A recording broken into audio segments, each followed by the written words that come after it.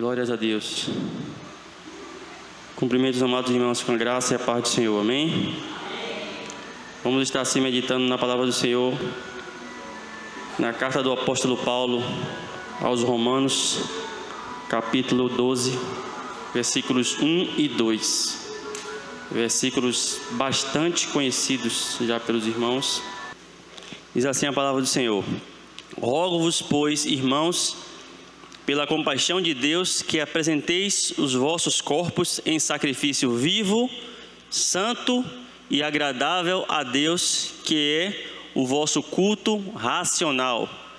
E não vos conformeis com este mundo, mas transformai-vos pela renovação da vossa mente ou do vosso entendimento, para que experimenteis qual seja a boa, agradável e perfeita vontade de Deus. Amém?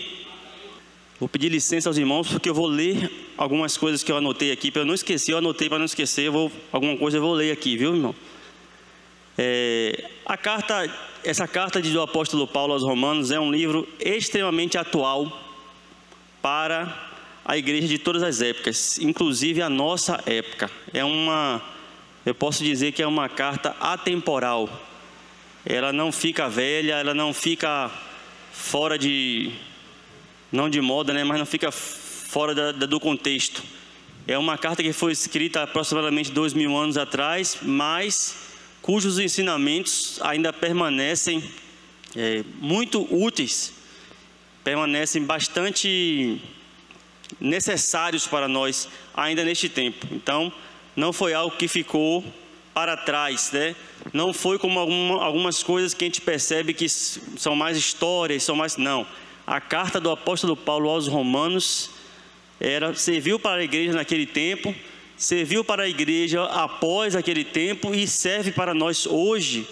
Lendo a carta do apóstolo Paulo aos Romanos, nós podemos aprender muitas coisas, podemos aprender muito.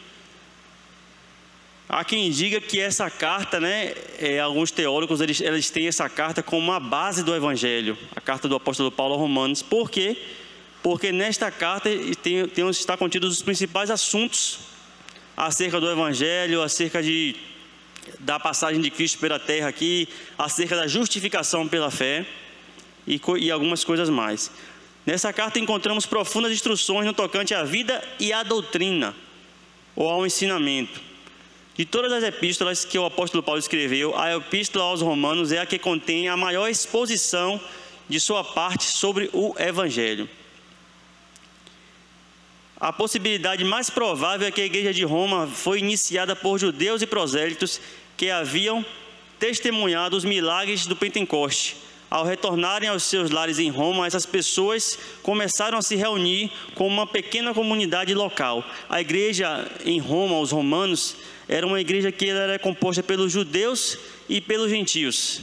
Há algumas discussões teológicas que buscam tentar identificar qual era o maior percentual, se era de judeus ou se era de gentios, mas Paulo, no decorrer dessa carta, ele deixa bem claro que isso não era questão, que isso não tinha importância, não tinha essa necessidade de saber se tinha mais judeus e se tinha os gentios, porque a justificação ela veio para todos, a salvação ela veio para todos, tanto para judeus quanto para gentios.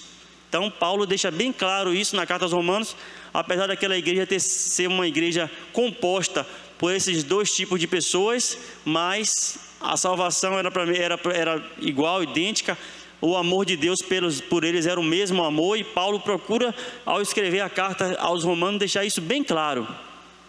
Na carta aos Romanos, Paulo une principais temas das Escrituras. Ele fala sobre pecado, fala sobre lei, fala sobre julgamento, destino humano, fé, obras, graça, justificação, santificação, eleição, o plano de salvação, a obra de Cristo e do Espírito, a esperança cristã, a natureza e vida da igreja, o lugar de judeus e gentios nos propósitos de Deus, a filosofia da igreja e a história do mundo, o significado e a mensagem do Antigo Testamento, os deveres da cidadania cristã e os princípios de retidão e moralidade pessoal. Olhe quanta coisa importante Paulo deixa registrado na carta aos Romanos. Quem não leu ainda, eu creio que todos aqui já devem ter lido, mas quem não leu ainda, eu aconselho que faça uma leitura aprofundada na carta de Paulo aos Romanos. Você vai poder aprender muito e vai poder aplicar muita coisa na sua vida cristã. Embora seja nítida essa grande variedade de temas, podemos dizer que um tema está sempre presente na mente do apóstolo na construção dessa epístola: a justificação pela graça mediante a fé. Certamente esse é o tema central da carta aos Romanos: a justificação pela graça mediante a fé. Romanos capítulo 8, versículo 1, diz que agora nenhuma condenação há para os que estão em Cristo Jesus. Tem algumas versões que param o versículo aí, mas eu gosto da versão contemporânea e de outras versões que vai mais além, diz que não andam segundo a carne, mas segundo o Espírito, com E maiúsculo, porque se refere ao Espírito Santo de Deus. Nenhuma condenação há. Então Paulo nessa carta, ele enfatiza a justificação pela fé. Não é de qualquer forma, não é de qualquer jeito, mas ele enfatiza a justificação pela fé. E como lemos nesse versículo, mas ele faz uma ressalva: são aqueles que não andam segundo a carne, mas segundo o Espírito. E no versículo que nós lemos, do capítulo 12 de Romanos, Paulo, ele fala de um sacrifício. Ele roga aos irmãos que estavam na igreja em Roma que eles apresentassem os seus corpos como um sacrifício vivo. E buscando algumas definições para sacrifício, eu encontrei que sacrificar é o mesmo que dedicar. Eu tirei 3 palavras que eu achei muito interessantes, da gama de palavras que eu achei, 3 palavras muito interessantes. A primeira palavra é dedicar. Sacrificar é dedicar. A gente usa um termo lá no nosso trabalho chamado dedicação exclusiva. É quando a pessoa está exclusivamente dedicado àquela demanda, voltado para aquela demanda. Então sacrificar é dedicar, é se dedicar. Outra palavra que eu achei sinônimo de sacrificar interessante foi consagrar. O que é consagrar? Nós vamos consagrar uma criança que nasceu recentemente a Deus. Nós vamos oferecê-la a Deus. Posso dizer que consagrar é como se fosse ofertar também, oferecer, entregar, dar. Dizer que a partir daquele momento, aquela criança não é minha. A partir daquele momento eu consagrei a Deus, é consagrada ao Senhor. E a terceira palavra que eu achei muito interessante em sinônimo de sacrificar é renunciar. Sacrificar é renunciar.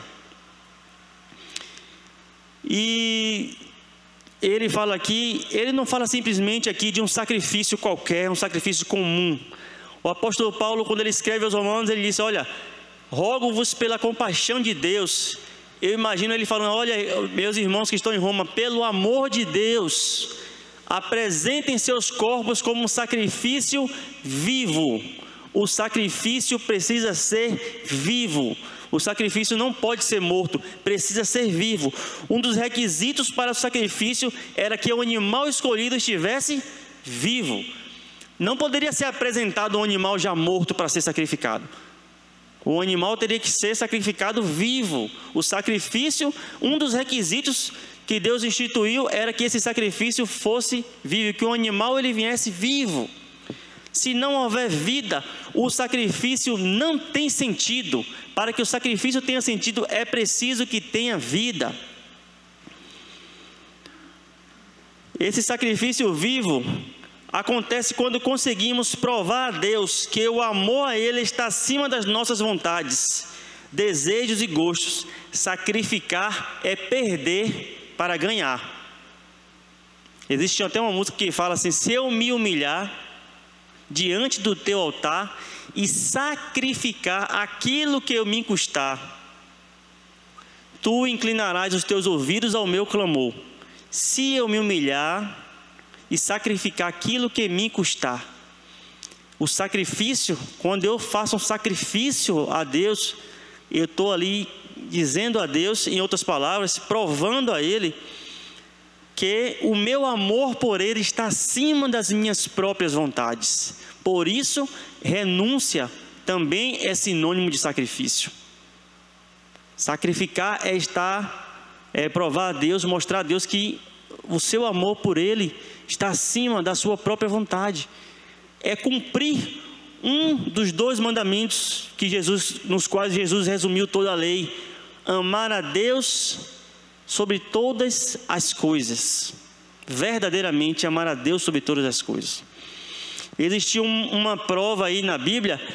Alguns teólogos defendem, uma certa corrente teológica defende que quando Deus pediu a Abraão para sacrificar o seu filho Isaque, foi porque Isaque esperou tanto esse filho, essa promessa se cumprir, e dizem que quando se cumpriu, ele meio que se esfriou, meio que ficou mais voltado para o filho. É uma linha teológica, uma corrente defende essa questão, e diz que é por isso Deus provou Abraão, né? A Bíblia não está explícita com relação a isso, nós não podemos falar que é verdade nem que é mentira. É certo que sim, que Deus provou Abraão, e Deus pediu a Abraão que entregasse o seu filho, e Deus não pediu a Abraão que sacrificasse o seu filho de qualquer forma. Deus, ele tocou lá no fundo, no íntimo de Abraão, quando ele falou: olha, eu quero que você sacrifique o seu filho, o teu único filho, a quem tu amas. Deus pediu dessa forma a Abraão. Olha que estreito que Abraão ficou como Deus. Já pensou Deus falar comigo, com você, aquilo que a gente tanto gosta, aquilo que a gente tanto ama, que a gente tem tanto zelo, tanto carinho, Deus dizer: não, eu quero que você entregue. Eu quero que você entregue. Estamos falando de bens materiais, mas o que a gente pode entregar e que Deus pode abençoar e conseguir outro. Mas Abraão ali naquele momento tratava-se do filho da promessa. Tratava-se daquele menino ao qual Abraão, já velho de idade, e a sua mulher Sara também velha de idade já, sem possibilidade nenhuma de dar mais à luz. E Deus fala com Abraão que a descendência dele seria grande e numerosa, que Deus ia abençoar a posteridade dele.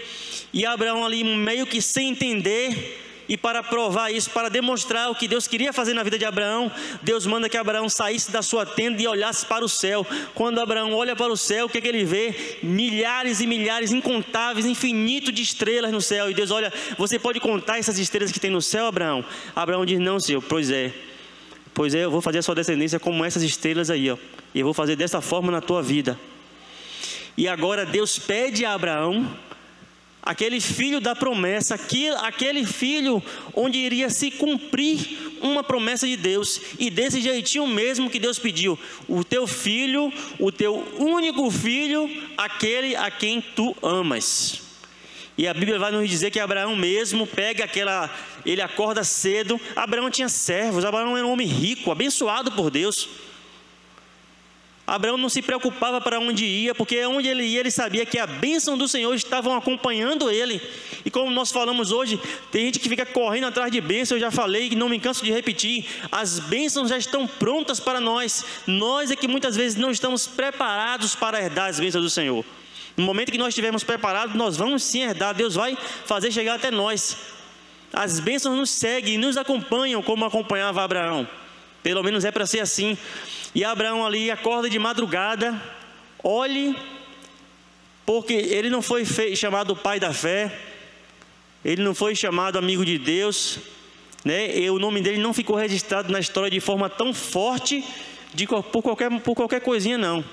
Quando Deus dá a ordem a Abraão, ele mesmo acorda de madrugada, racha a lenha, prepara o jumento, prepara tudo, depois pega o seu filho, pega os seus servos e vai. E o seu filho pergunta: meu pai, onde está o cordeiro? Estou vendo aqui a lenha, estou vendo tudo aqui, mas eu não estou vendo o cordeiro. Meu filho, Deus proverá para si o cordeiro. E quando ele chega naquele pé daquele monte, ele diz àqueles servos: olha, fiquem aqui vocês, eu e o menino, nós iremos lá, faremos o sacrifício e voltaremos. Que fé tamanha de Abraão, que fé. Queria só um pedacinho só dessa fé, aí já ia ser suficiente para mim, para eu poder desfrutar das maravilhas de Deus com uma velocidade tamanha. Abraão foi lá e disse: olha, Abraão cria que de uma forma ou de outra a promessa que Deus tinha feito a ele ia se cumprir. E talvez Abraão tivesse com o coração apertado, mas no momento em que ele amarra o seu filho, coloca ali e levanta o cutelo ali para sacrificar o seu filho, para matar, para renunciar, para dedicar, para entregar aquilo a Deus, Deus diz: não, Abraão, não precisa mais não, você já me provou o que eu queria saber. Eu só queria saber se você teria coragem mesmo de entregar o seu filho. Eu só queria saber se realmente eu estou em primeiro lugar na sua vida. E ali Deus providencia, né, o cordeirinho ali para que Abraão pudesse imolar no lugar do filho dele. Que história maravilhosa. Mas sacrifício vivo. Sacrificar é provar a Deus que Ele está acima das nossas vontades. Santo. Outro requisito era que o animal escolhido para o sacrifício não poderia ter defeito, representando pureza e santidade. Eu fico muito triste e decepcionado, porque nos últimos dias quase não se tem ouvido falar de santidade, quase não se tem ouvido pregar santidade. Quase que a gente não ouve mais isso. Você liga o rádio para ouvir uma pregação, você não ouve falar de santidade, você não ouve falar de renúncia. O que foi que Jesus falou? Você não ouve falar de separação. Quem quiser vir após mim, negue-se a si mesmo, tome a cada dia a sua cruz e siga-me. Você não ouve mais hoje falar em negar-se a si mesmo, negar a sua própria vontade. As pessoas hoje que se dizem servos do Senhor estão fazendo o que bem entendem, estão fazendo o que querem fazer, assim, Deus tem que me aceitar do jeito que eu sou e ponto final, é assim mesmo que o Evangelho está caminhando para este lado, está caminhando desta forma. As pessoas estão caminhando desta forma hoje, servindo a Deus da forma que acham que devem servir. Esse sacrifício santo que Paulo falou aqui, santo, vivo e santo, não, aí foi do passado, aí foi Paulo que serviu. Hoje as coisas estão modernas já, e Deus tem que me aceitar do jeito que eu sou. Jesus disse: venha como estás, né? Jesus disse: venha como estás, mas não disse fique como está, né? Quem quiser seguir após mim, negue-se a si mesmo, negue-se a si mesmo. E coisinha difícil é a gente negar a nós mesmos. É muito difícil, amados, é muito difícil negar a nós mesmos. É muito difícil negar a nossa própria vontade. Mas o sacrifício que Paulo orientou a igreja em Roma para apresentar foi vivo e foi santo. E para ser santo, tem que ser separado. O que é santo? É ser separado. A santidade se trata da separação e da renúncia daquilo que é considerado impuro, mal ou profano, a partir da dedicação a uma vida de devoção e consagração total a Deus. Não é meio, não é um terço, não é um pouquinho, não é aquele negócio: não, eu vou para a igreja para o santo, depois eu vou para o profano, não, eu vou para fazer isso aqui, mas depois eu vou fazer aquilo. Não, a santidade está enquadrada aí, ó. Uma vida de devoção e consagração a Deus, renunciando tudo aquilo que é impuro. Nós sabemos o que é impuro, nós sabemos. Nós temos plena consciência do que é impuro. Nós temos plena consciência do que é errado fazer. Nós temos plena consciência. Mas muitas vezes a falta desse amor a Deus, eu vou dizer assim, porque se nós realmente amamos a Deus, vamos renunciar à nossa própria vontade e vamos colocá-la em primeiro lugar em nossas vidas. Talvez a gente não alcançou ainda um nível de maturidade, de amor a Deus suficiente para que nós venhamos a fazer isso. Mas é a forma como que o mundo está caminhando, é o curso que o mundo está caminhando dessa forma. As pessoas não estão mais preocupadas com santidade, com vida de santidade. Em 1 Pedro 1,15 diz: mas como é santo aquele que vos chamou, sede vós também santos em toda a vossa maneira de viver, Porque está escrito: sede santos, porque eu sou santo. Apesar de hoje nós não estarmos ouvindo mais falar de santidade, apesar de hoje as igrejas não estarem mais pregando isso, a palavra do Senhor já registrou e continua aqui. Jesus continua falando para nós: sede santos, porque eu sou santo. Aquele que vos chamou é santo, então importa que nós também sejamos santos. E o que é santo, Manuel? É aquela pessoa que não peca? Não, o santo peca, mas ele não é escravo do pecado. Porque nós, enquanto estivermos aqui no mundo, nós estamos sujeitos a muitas coisas. Somos humanos, somos carne, somos osso. Não conseguimos alcançar ainda o corpo incorruptível. Então é provável que a gente em algum momento fraqueje. O que é o pecado? O pecado é errar o alvo. Isso é algo que isso pode acontecer conosco. Estamos sujeitos, estamos propensos a isso. Em um momento de ira, de chateação, eu posso perder a cabeça ali e falar com o irmão algo que não deveria falar. Isso já aconteceu. O que importa é depois eu voltar e me retratar. E o melhor de tudo é pensar antes de falar, para não ter que depois ir pedir perdão. O melhor de tudo é isso. Esse é o pecado. Mas hoje o que está imperando no mundo não é o pecado, é a iniquidade, que é se acomodar com o pecado. Pecar, o santo quando peca, ele fica incomodado, esperando um momento de se ajoelhar, de pedir perdão a Deus. Se pecou contra o irmão, contra a irmã, é esperando um momento de encontrar aquele irmão, aquela irmã e pedir perdão porque pecou. Irmão, eu pequei contra você, eu falei isso, eu falei aquilo. Eu te desagradei, eu falei com você de uma forma que eu não deveria ter falado, eu estava chateado, eu estava nervoso. Esse é o sentimento do santo quando peca. Mas aquela pessoa que não está nem aí, não está preocupado mais com isso. É disso que o apóstolo Paulo estava falando. O nosso sacrifício a Deus precisa ser santo. Não é de qualquer jeito. Deus, ele não aceita se for de qualquer jeito.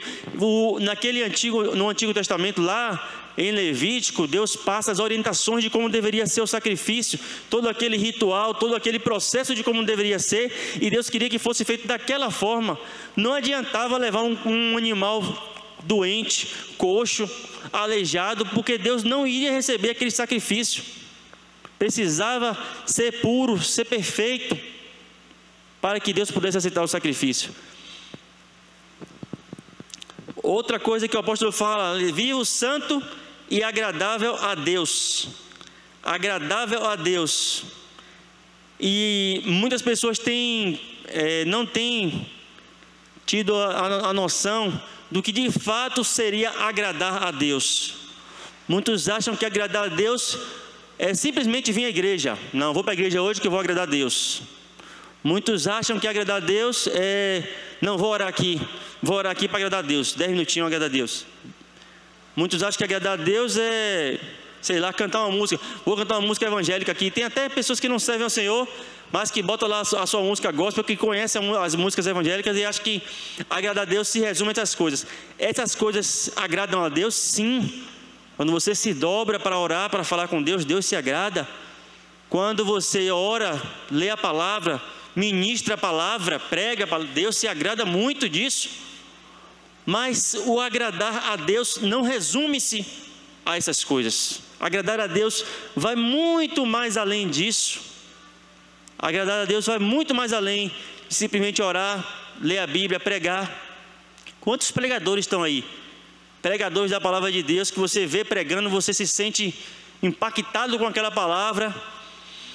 Mas depois dali, quando sai dali, tem uma vida totalmente atrapalhada. E pela misericórdia, Deus usa, por amor, aquelas pessoas que estão ali para ouvir a palavra. Porque Deus contempla a fé daquele que sai de casa e vai até a igreja ali, até o templo, muitas vezes cultuar o Senhor. E ali Deus usa aquela pessoa, mas sai dali. Então assim, não quer dizer simplesmente que está ali pregando, por eu estar aqui pregando, eu estou agradando a Deus, amém, glórias a Deus. Mas quando eu saio daqui, eu preciso continuar agradando a Deus com as coisas que eu faço. Eu preciso continuar agradando a Deus no meu proceder. O culto não pode terminar aqui, ficar aqui, acabou o culto aqui, sair daqui, acabou a comunhão com Deus, acabou a comunhão com todo mundo. Eu agora posso discutir, eu posso brigar, não estou mais na igreja, já acabei, já fiz o que eu tinha que fazer. Não. Por isso eu coloquei aqui, agradar a Deus é fácil. Difícil é não fazer as coisas que o desagradam. Agradar a Deus e fazer as coisas para agradar a Deus é fácil. O difícil é não fazer as coisas que o desagradam. Essa é a parte mais difícil. É cuidar, é zelar, é vigiar para não fazer aquilo que desagrada a Deus. Porque o que agrada a Deus, a gente já sabe o que agrada a Deus. A gente já sabe. Então, a gente precisa se policiar, né? O que o apóstolo Paulo estava dizendo aqui, em sacrifício vivo, santo e agradável a Deus, é fazer as coisas de uma maneira que Deus se agrade e ao mesmo tempo cuidar para não fazer coisas que o desagradam, as quais a gente sabe muito bem. Quem é aqui que não sabe o que é que desagrada a Deus, o que é que faz que está desagradando a Deus? Se tiver dúvida, use aquela que o pessoal fala aí, né? O que faria Jesus se estivesse em seu lugar? De que forma é que ele agiria? Se tiver dúvida se aquilo está desagradando a Deus ou não, pense, coloque Jesus no seu lugar e imagine se ele faria ou não, como ele se comportaria diante da situação. Terceiro aí, ele fala também sobre o culto racional. Ele fala, apresentem vossos corpos como sacrifício vivo, santo e agradável a Deus, que é o vosso culto racional. E o que é o culto? O culto, o momento em que nós nos reunimos para prestar culto a Deus, para prestar adoração a Deus. Muitas vezes as pessoas têm uma ideia deturpada do que significa o culto. Não, eu vou para a igreja para receber, eu vou para a igreja para pegar a minha bênção, eu vou para a igreja para fazer isso, eu vou para assistir o culto. Não. Você veio aqui entregar. Você não veio receber nada, você veio entregar. Você veio prestar culto, você já recebeu salvação, você já recebeu vida. Deus tem te sustentado e aqui é o lugar de você vir entregar a Ele o seu culto, prestar o seu culto a Ele, prestar a sua adoração, render glórias, render louvores, render adoração a Ele, porque só Ele é digno de receber. Você veio aqui fazer isso, mas Deus é tão misericordioso, que nos contempla com a sua presença em nosso meio, que nos faz sentir a sua presença de forma gloriosa, de forma tremenda, que nos faz ouvir a sua voz. A gente vem aqui para entregar, para dar, mas a gente acaba recebendo muito mais do que o que a gente entrega, porque Deus, Ele é misericordioso e a graça do Senhor nos basta. E esse culto racional também tem duas correntes que defendem. Uns falam que esse culto racional é o culto que é feito no templo, é reunião, quando as pessoas se juntam para reunir. Dizem que Paulo estava se referindo a esse culto. Mas tem uma segunda linha, a qual eu acho mais interessante e acredito, que defende que Paulo estaria falando de viver em novidade de vida. Paulo estava falando que esse culto não se resume aqui ao momento em que nós estamos reunidos, de cultuar a Deus com inteireza de nosso ser, com toda a inteireza de nosso ser, adorando em todas as áreas de nossas vidas, não só aqui nesse momento, mas em tudo, em todas as áreas de nossas vidas, no nosso relacionamento conjugal, no nosso relacionamento familiar, no nosso trabalho, na nossa escola, na faculdade, na rua, com os amigos. Falando sobre isso, John Stott explica que o culto racional não é para ser prestado nas cortes do templo ou no edifício da igreja, mas sim na vida do lar e no mercado de trabalho. É a apresentação dos nossos corpos a Deus. Os nossos corpos pertencem a Deus. Então não é só aqui no momento em que nós estamos reunidos que nós devemos estar cultuando a Ele. O culto tem que acontecer e de forma integral em nossas vidas. Nós devemos estar prestando culto a Deus em onde quer que nós estejamos. Para isso não quer dizer que eu vou chegar no meu trabalho, vou deixar tudo de lado lá, não. Eu tenho que cultuar a Deus aqui e vou ficar lá orando o dia todo. Não é isso. Mas que eu esteja ligado com o Senhor, que eu esteja aproveitando as oportunidades que Ele me der, que eu esteja em vigilância total para não pecar, para me manter santo, para buscar a cada momento estar me santificando, para não me contaminar com as coisas do mundo. Por isso, imagine você, se você tivesse lá fora a mesma atenção que você tem quando está aqui dentro, voltado para Deus, né? Se você tivesse lá fora o mesmo sentimento, né? O mesmo pensamento de estar voltado para Deus, de estar ligado com Deus, como você tem aqui na igreja. Então, pense comigo, as oportunidades de pecado, aí o pecado não ia achar vez conosco, o pecado não ia achar oportunidade nenhuma conosco, porque nós estaríamos ligados, vigilantes em todo o tempo.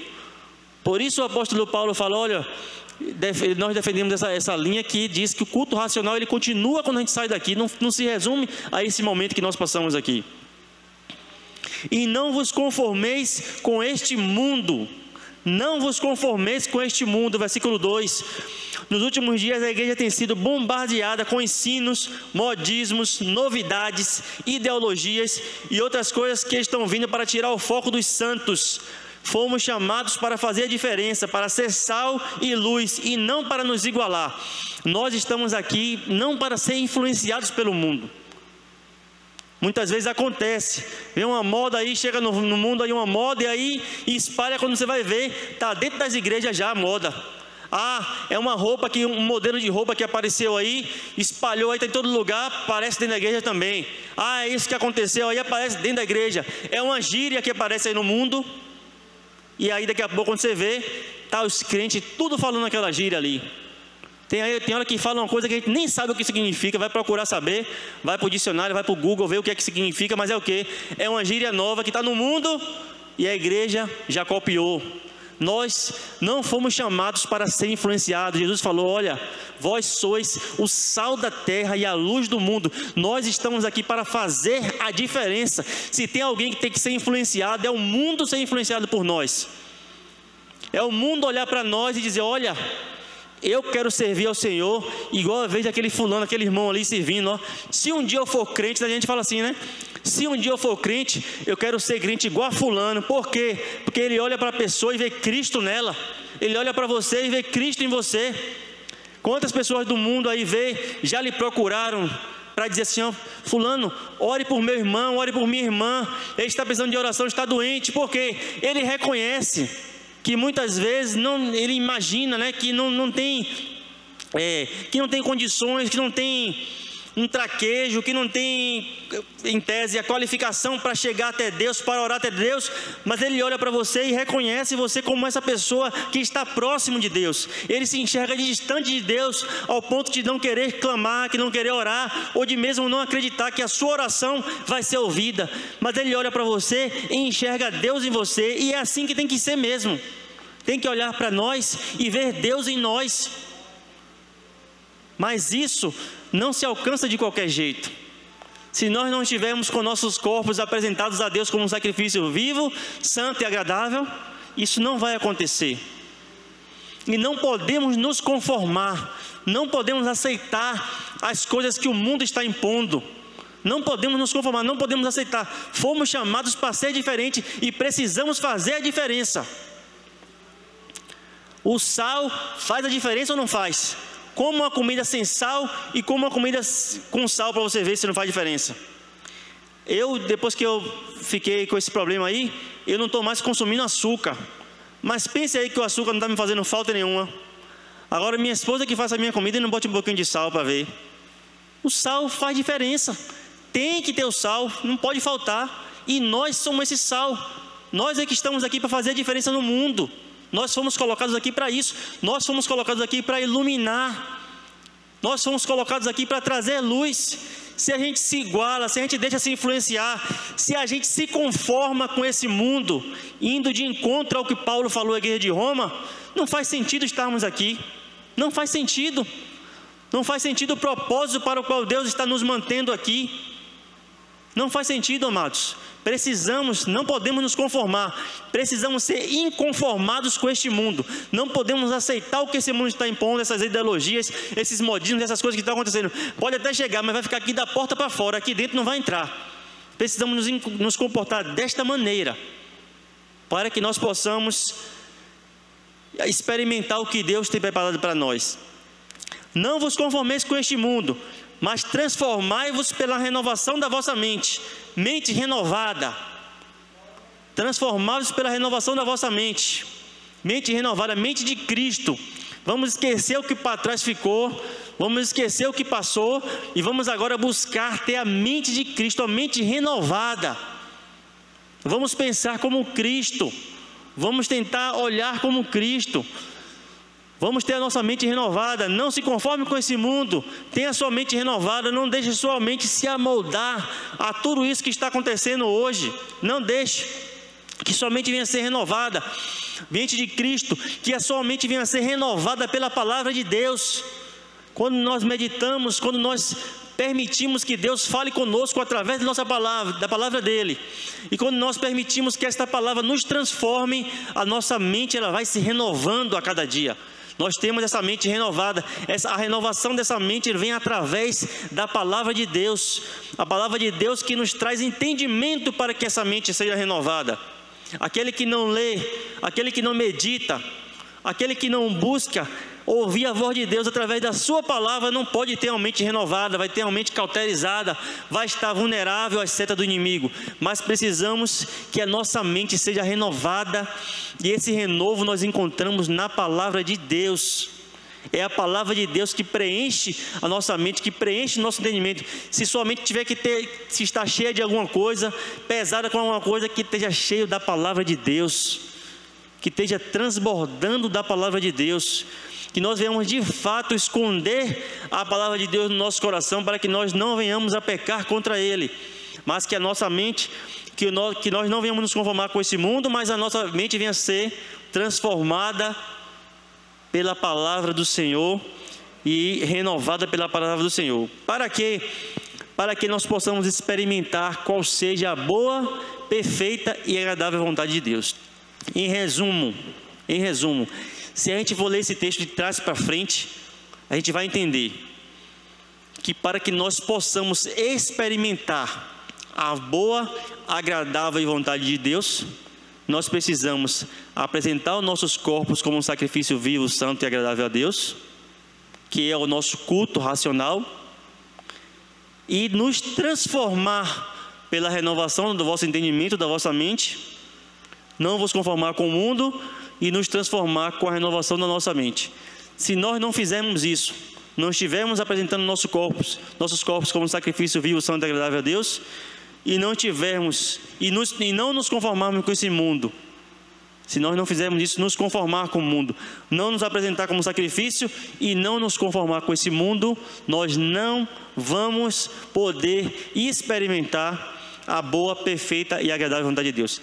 Glórias a Deus, que aqui eu estou vendo irmãos e irmãs que já experimentaram essa boa vontade e experimentam a cada dia. É sinal que já estão apresentando seus corpos como um sacrifício vivo, santo e agradável a Deus.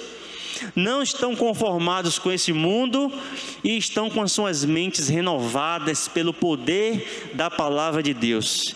E que assim o Senhor possa manifestar essa glória dele em nossas vidas, e que essa palavra possa ficar aplicada em nossos corações, que não venhamos sair daqui e esquecer, mas que venhamos aplicar essa palavra em nossos corações, e que se nós já vivemos desta maneira, que venhamos buscar mais ainda.